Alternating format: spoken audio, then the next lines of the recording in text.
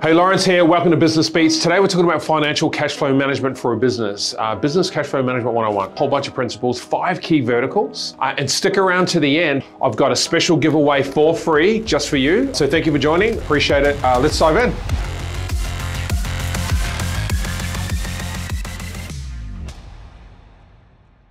Business Cash Flow Management 101. So many things to learn inside that, right? I'm going to unpack cash flow management for a business, a small enterprise, and a startup business at that. I'm not going to get too complex. In my companies, we have 5 companies, all with 5 different P&Ls, 5 different forecasts, 5 different balance sheets, right? And 5 different verticals of EBIT. So that's really complex. So let's not start there. I might get there in the future, a little bit later on, but what we're going to do is we're going to pull it down to one simple vertical. Selling one product on one channel and generating revenue. If you're a bricks and mortar business, you can probably do the pivot to what that looks like in that type of model, but I'm gonna stick to that sort of online product and one channel. I wanna run through a couple of things about money. I think that every entrepreneur or young business owner needs to understand money is important. Without it, the business will fail.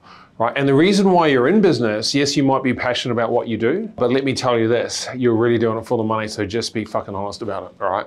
Because it's true. Now, if you can help people and have some contribution along the way, well, that's awesome. Second thing people should understand, money's not evil. People are evil. Money is good because the way that I see it is you can help many people if you have lots of money. So it's a good vehicle to contribute and help communities and other people around you. Now, cash flow to me is the air that a business needs to breathe to survive. And like I just said before, without it, the business will die. It'll be very painful for you if you've been in it for some time and you're heavily invested in it, especially your cash flow. And if you've got mortgages and credit cards attached to that business, it can be really painful. If you have a cash flow problem, for me, it's normally 2 key verticals. The first thing is you're in the wrong vehicle. I want to talk a little bit about that. And the second thing is you have a lack of knowledge.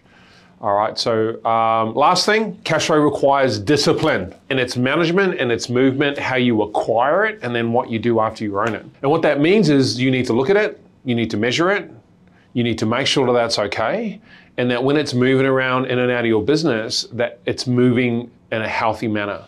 And what I mean by that is, are you overextended in terms of expenditure, or are you not making enough money?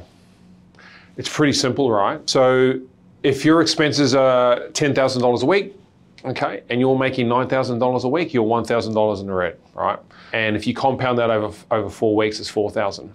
2 weeks is $8,000, and on it goes.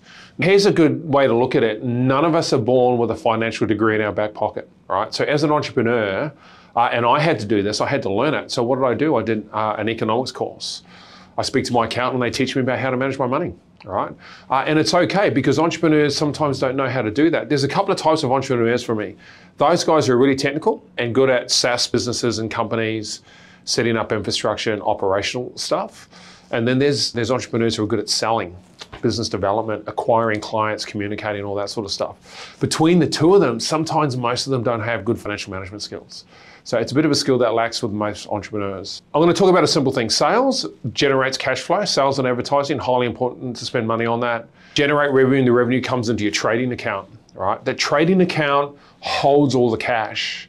That is the account that you will run the books through. So every expense for the company and for the business will be registered and be monitored through one account. You're going to get that account and you're going to disperse funds to other sub-accounts. And the reason why you're going to do that is because it creates focus, right? And then you're prepared, right? So you'll have 10 expenses per week. You know what the costs are. And if you don't, you should. And if you're not focused on it, you should stop operating, get focused on it, put it down on paper and ensure that you're distributing funds in your business to ensure that that money is going to be there when those accounts come in.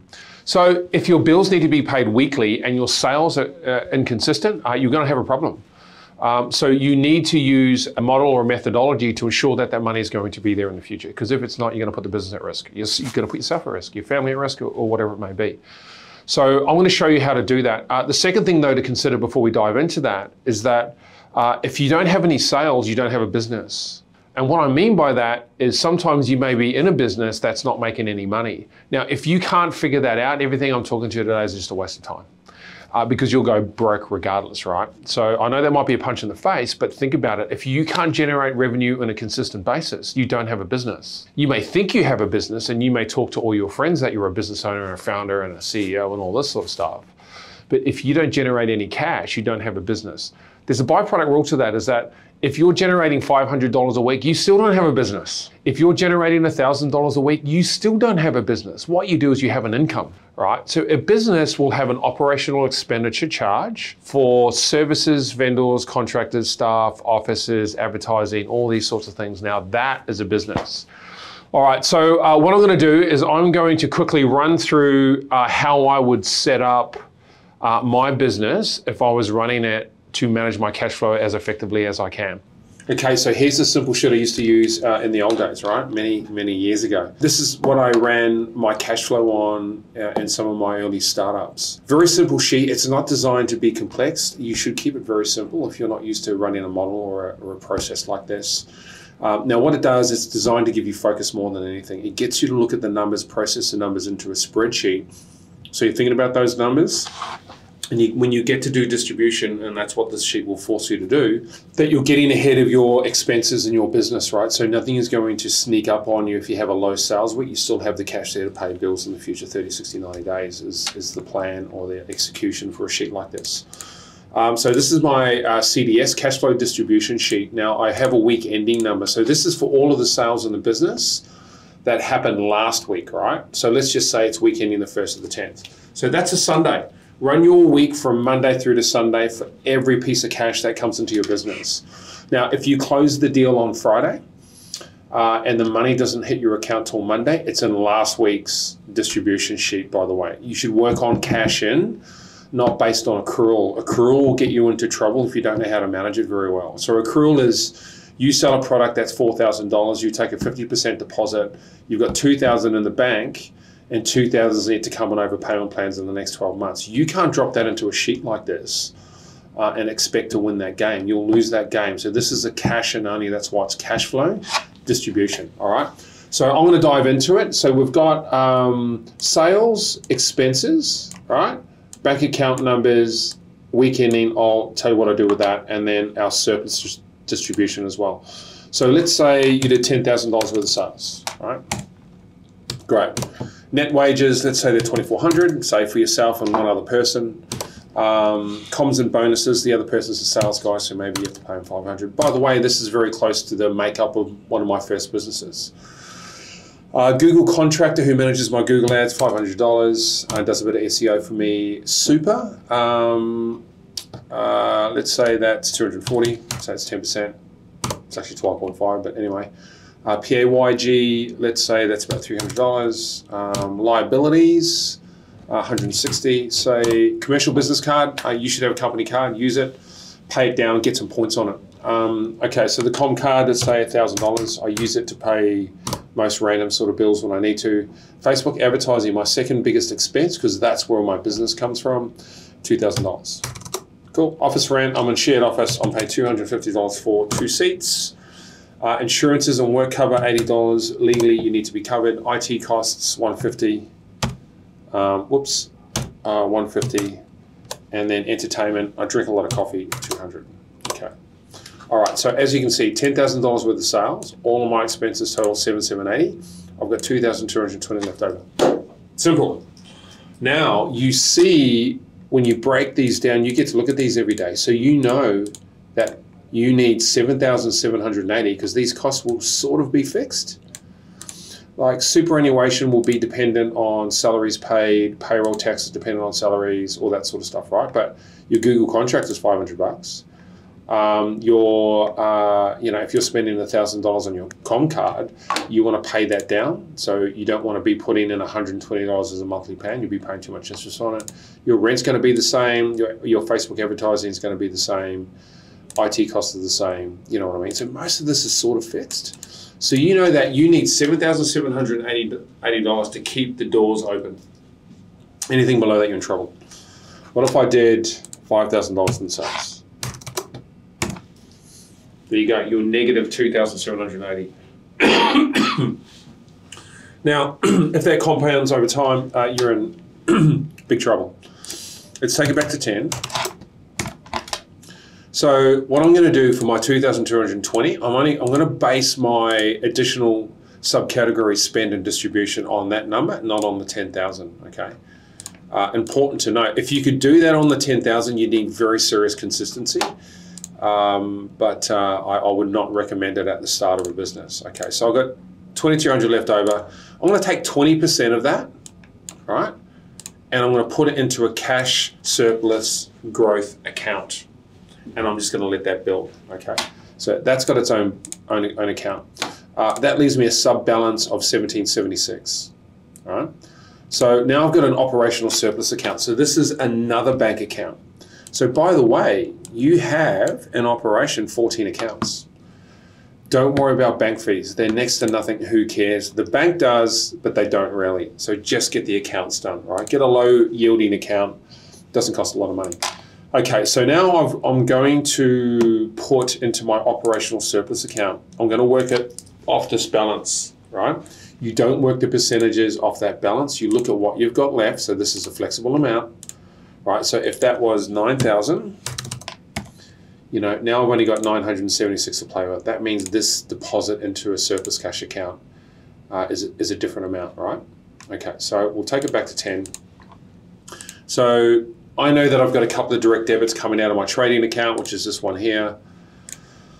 So I need to leave a couple of $100 in there every week. But look, how about we go 12? Actually, let me do this. I'll go back. Let me go. I'm going to put $1,200 into my surplus cash account, and I'll leave 576 into the trading account. Just leave it there. So now I've got a bit of a buffer as well. 250 of direct debits that will come out for subscriptions, and I've got another 250 in there, right? So now I'm a little bit ahead of a game, and I would just let that build up over time. So in 3 months, you've got an extra $3,000 in there. Just leave it there. Don't spend it. You know, you're getting paid here, so be very disciplined. So what I've done is I've got all my bills paid. I've got my gross profitability. I've put some into a growth account. My sub balance is that. I've taken $1,200, so the majority of that, and just put it in a surplus cash account. Now, if you were smart and you had a bit of property, or you're building that surplus account up, you want to move that money out of a traditional account and connect that account to an offset account. So I do for a property, you know, I'll have an offset account. My additional surplus revenue will go into that account. It just reduces the interest I'm going to pay on that investment property over time. So those are little smart things that you can do. And now I've got that left. So what I'm going to do is Monday to Sunday. So on Monday, I'm going to go and distribute 2,400 into this account, and then I'm just going to put paid there. And then I'm going to distribute $500 into my comes and bonuses account, and that's going to build up over time, right? I'm going to distribute $500 into that account, right? So, and I'm just going to continue to go, and I'm going to do that. So I'll go through all of my accounts. Everything is distributed, that's distributed, and that is distributed. Okay, so now I've got that left. Now I can move on with my life, right? So then you should just distribute all those funds on a Monday or a Tuesday. Now you want to put this number in here. You don't want to be putting in $13,000, which is $3,000 from the week to come from your sales. And then you're pushing it into that budget. So Monday to Sunday, you should run your budget on. This is a simple formula that I used at the start. It never let me down. I was always ahead of my bills. I always had enough money in my accounts to pay my my OPEX, operating expenditure. I had a little bit for growth, right? So I could move that into advertising, save up enough money, get a contractor in for 30 days to work on an X project on the edge of the company. And I'm building my surplus account that's also reducing an investment property that I have. It's pulling the interest down because I'm using offset facility to do that. Simple. I hope you got something out of that. Look, that's what I used in one of my very first companies. That was a very successful company. I did over $1 million in the first year in that company using a simple formula like this, right? So I hope that helps. Hey, thank you for joining. I hope you got something out of that. I think financial management in a startup business for a young entrepreneur is so critical to get it right as best you can. So look, everything we spoke about today, the financial models, the modalities inside that, but we're going to give all that information away. We're going to provide you with the Excel spreadsheet, a little bit of additional information for free. If you click on the link in the description, you can download that, and good luck with things. Appreciate you joining and look forward to speaking to you next time. Thanks.